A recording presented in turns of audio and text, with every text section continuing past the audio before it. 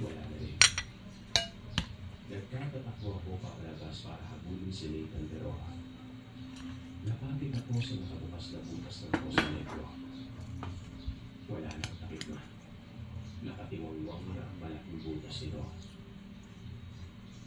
Kinilabutan ako na matindi ang bumakong ko at sumilip sa matiling na butas ng Poso Negro na. Sa ilalim ng puting ilaw ng poste ay nakita ko ang anak kong si Nathan. Nakalipok sa itara sa darangkat na dumi. Hindi dumagalawa. Nakapatay. Nagsisigaw ako sa pagiging sa lolo. Nagtutuyo sa lugar namin. Tinulungan ako lumaan ng bahay at ng mga kapitbahay na unang pagpahilitan mula sa Poso Negro. Nang may araw namin siya ay labis ang hinaputunan. Makita ko siya may hawak na kapas na lampin. Lampin ng sagol. Lampin na sa otak na pulis sa Maria. Nung araw na mawala siya sa bahay.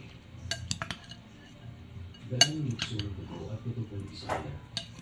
Nagpatulong ako sa mga inspekto para siksikin ng Poso Negro.